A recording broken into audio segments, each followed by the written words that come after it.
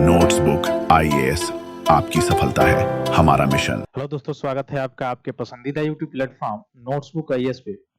दोस्तों, आज हम लोग बात करने वाले हैं एक बांग्लादेश में बहुत ही बड़ी घटना हुई है और घटना हालांकि नया नहीं है, इससे पहले ये घटना हो चुकी है। अभी वहां के आईसीटी ने, ठीक ना, जो पूर्व प्रधानमंत्री थी वहां की, बांग्लादेश की, शेख हसीना, उनको मौत की सजा जो है सुनाया है वहां पे, है ना। तो डेथ ऑफ सेंटेंसेस सुनाया गया है, क्यों सुनाया गया है इस पे हम लोग चर्चा करेंगे। कुछ समय पहले आपने देखा होगा, सुना होगा न्यूज में कि वहां पे जो है बांग्लादेश में तख्ता पलट हो गया था। और तख्ता पलट हुआ था तो हालांकि यूएस का भी कुछ मतलब उसमें करा धरा था। उसमें आपने देखा कि वहां पे जब तख्ता पलट हुआ, ये सारी चीजें आंदोलन जब हुआ, तो वहां से वहां की जो प्रधानमंत्री थी, जो शेख हसीना, उनको बांग्लादेश छोड़ के भागना पड़ा। कारण भी है कि बांग्लादेश की जो ये प्रधानमंत्री थी शेख हसीना, वह वहां से भारत के मतलब मुख्य रूप से भारत के फेवर में ही रहते थे। फेवर के रहने का मतलब ये हुआ कि सीधे सीधे कि भारत के निर्णयों के खिलाफ जो है वो नहीं जाती थी, ठीक ना। तो एक तरह से भारत से रिश्ता अच्छा था। तो इसमें अभी मोहम्मद यूनुस जो वहां हुआ है, आप सुन ही सकते हैं क्या क्या वक्तव्य वो लेके आ रहे हैं, ठीक है, प्रो चाइना, ये सारी चीजें। तो इसमें इसके कारण बहुत सारी चीजें वहां पे हिंसा होती है बांग्लादेश में। फिर हिंसा होने के बाद जो है, अच्छा, इनका जो बैकग्राउंड है शेख हसीना जी का, इसमें आप जान सकते हैं कि इनके पिता जो हैं शेख मुजब्बिर रहमान, शेख मुजीबुर रहमान जो है वह बांग्लादेश का मुख्य रूप से कहा जाता है, उनको राष्ट्रपिता कहा जाता है, क्योंकि बांग्लादेश को आजाद कराने में उनकी भूमिका थी। और भारत तो है था ही भूमिका में। 1971 का समय था जिस समय बांग्लादेश का जन्म हुआ था, ठीक है। तो उस समय जो है शेख मुजीबुर रहमान जो है, आप कह सकते हैं कि इनके फादर का जो है बहुत बड़ा योगदान था, कंट्रीब्यूशन था। उसके बाद से ये जो है प्रधानमंत्री बनती है वहां पे बांग्लादेश में। और बांग्लादेश का राष्ट्रगीत वही है, वही व्यक्ति ने लिखा है जो जिस व्यक्ति ने भारत का राष्ट्रगीत लिखा है, ठीक ना।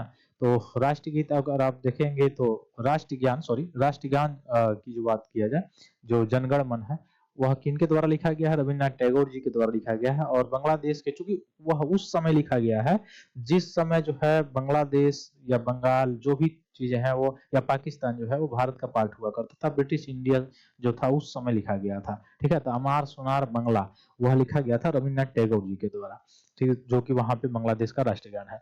और हमारे वहां का राष्ट्रीय गान जो है वह क्या है? जनगण मन अधिनायक जय है, जो कि रविन्द्रनाथ टैगोर जी के द्वारा ही मुख्य रूप से लिखा गया था। और आप देखेंगे कि एक समय ऐसा था कि बंगाल से बहुत बड़े बड़े क्रांतिकारी राष्ट्रवादी नेता जो है उभर के आते हैं, निकलते हैं। और वही कारण है कि लॉर्ड कर्जन के द्वारा 1905 में जो है बंगाल का विभाजन कर दिया जाता है।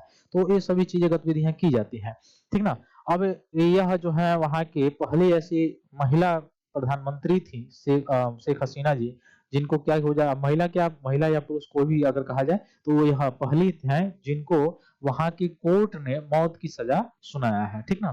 तो सेंटेंस ऑफ डेथ मिला है, क्यों मिला है इसको थोड़ा सा देखा जाए। अभी वहां पे जो हिंसा हुआ था कुछ समय पहले की बात है, तो वहां पे आपने देखा कि जब हिंसा हुआ था तो ये वहां से मुख्य रूप से भागी हुई थी, वहां से भागी थी। तो भारत ने संरक्षण दिया था, और भारत ने संरक्षण दिया था, उसके बाद से यहाँ से वो लंदन चली गई हुई थी, ठीक है ना।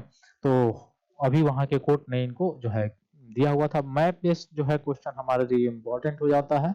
देखिए, ये है बांग्लादेश का पूरा पार्ट। अभी देखिए किससे किससे सीमा साझा करता है बांग्लादेश, थोड़ा सा ये आपको याद रखना होगा, क्योंकि भारत का सबसे ज्यादा जो सीमा साझा होता है वह अपने पड़ोसी देशों में अगर कहा जाए तो सबसे ज्यादा सीमा साझा होता है वो होता है बांग्लादेश से।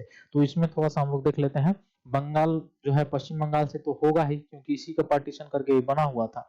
तो पश्चिम बंगाल है सीमा साझा करने वाला। पश्चिम बंगाल के बाद से आप देखेंगे असम है, मेघालय है, फिर मेघालय के बाद से देखेंगे त्रिपुरा है, ठीक ना। और त्रिपुरा के बाद से मिजोरम है। तो यह इतने राज्य हैं, लगभग एक दो तीन और चार पांच, पांच ऐसे राज्य हैं भारत के जिनसे जो है बांग्लादेश सीमा साझा करता है। वो कौन कौन से राज्य हैं याद रखिएगा। वह है वेस्ट बंगाल है, असम है, मेघालय है, त्रिपुरा है, और आपका क्या है? मिजोरम है, ठीक ना। ये पांच राज्य जो है बांग्लादेश से सीमा साझा करते हैं। उसमें से सबसे ज्यादा सीमा साझा अगर आप देखेंगे तो भारत के साथ जो है बांग्लादेश का ही होता है, लगभग 4098 किलोमीटर के वर्ग किलोमीटर के आसपास, ठीक ना।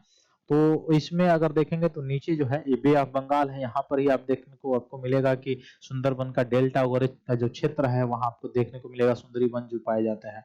ठीक है, तो शेख हसीना क्या थी, जो बांग्लादेश था उसकी पूर्व प्रधानमंत्री थी। अगस्त 2024 में छात्र नेतृत्व आंदोलन वहां पे हुआ था, उसके बाद से इनको सत्ता से बेदखल कर दिया जाता है। जुलाई 2024 का जो विद्रोह हुआ था उसमें कहा गया कि यूनाइटेड नेशंस की रिपोर्ट के अनुसार कि 1400 लोगों की वहां पे मौत हो सकती थी, या 1400 लोग जो है वहां मर सकते थे। हसीना उसके बाद से भारत चली आई थी, निर्वासन में थी, भारत ने उनको संरक्षण दिया था। उसके बाद से भारत से जो है वो लंदन गई हुई थी। ठीक ना, तो शरणार्थी जो भी भारत के पास आता है, भारत शरणार्थियों को मुख्य रूप से ये काम करता है। तो बांग्लादेश की इंटरनेशनल क्राइम ट्रिब्यूनल ICTBD ने फैसला सुनाया है, तो याद रखिएगा ICT के द्वारा ये सुनाया गया है। जो मानवता के खिलाफ अपराध हुआ था, क्राइम्स अगेंस्ट ह्यूमैनिटी जो हुआ था, उसके लिए इनको दोषी पाया गया है और इसीलिए डेथ सजा यानी मौत की सजा जो है वहां पे सुनाई गई है। किनको? शेख हसीना जी को। ठीक ना, ट्रिब्यूनल की 3 न्यायाधीशों की बेंच ने आरोप तय किया, जैसे उत्तेजना, हत्या के आदेश देना, रोकथाम में विफलता। इस तीनों आधार पर जो है यह ट्रिब्यूनल ने इनको दोषी पाते हुए वहां पे मौत की सजा जो है वो करार दी है। ठीक ना, इनके कुछ और सहयोगी लोग भी हैं जो दोषी पाए गए हैं, जैसे पूर्व गृह मंत्री असदुज्जमान खान कामल को भी दोषी ठहराया गया है। पूर्व पुलिस जो प्रमुख थे चौधरी अब्दुल्ला आल मामून, इनको भी मुकदमे में शामिल किया गया था और आल मामून ने स्टेट विजनर के रूप में काम किया था उस समय, इसलिए उन्हें मृत्युदंड जो है नहीं दिया गया है। बाकी इनके और भी जो सहयोगी हैं इनको पर भी जो है केस है, लेकिन इनको जो है मृत्यु की सजा जो है वह दी गई है। ठीक ना, तो कोर्ट ने इसमें कहा कि घोर नफरत भाषण यानी हेट स्पीच का हवाला दिया और कहा कि छात्रों को राजकार कहा और यह सब बांग्लादेश में इतिहास में बहुत संवेदनशील है, इसीलिए इनको जो है मौत की सजा जो है सुनाई जाती है। तो ये जो बैकग्राउंड है जिसके आधार पर जो है ये इनको मौत की सजा सुनाई दी गई है। और यह ट्रिब्यूनल परिसर जो है वो कहाँ पे है? वहाँ बांग्लादेश की जो राजधानी क्षेत्र है जो ढाका है, वहां पे ये ट्रिब्यूनल है और इस ट्रिब्यूनल ने अभी जो है वहां पे फैसला सुनाया है। अभी आपने देखा कि बांग्लादेश में अभी चुनाव भी नहीं हुआ है और वहां पे जो है अंतरिम सरकार चल रही है। अंतरिम सरकार आप जान सकते हैं, पॉलिटी आपने पढ़ा होगा तो अंतरिम सरकार जिसको मुख्य रूप से अब मतलब इसके बाद चुनाव होगा, वहां पे जो है मोहम्मद यूनुस का जो है वो वहां पे प्रधानमंत्री के रूप में काम कर रहे हैं। तो अंतरिम सरकार के रूप में फिर हम लोग मिलते हैं अपने अगली क्लास में। ठीक है, फिर अगर कोई इससे रिलेटेड कोई न्यूज आता है तो हम लोग फिर मिलते हैं।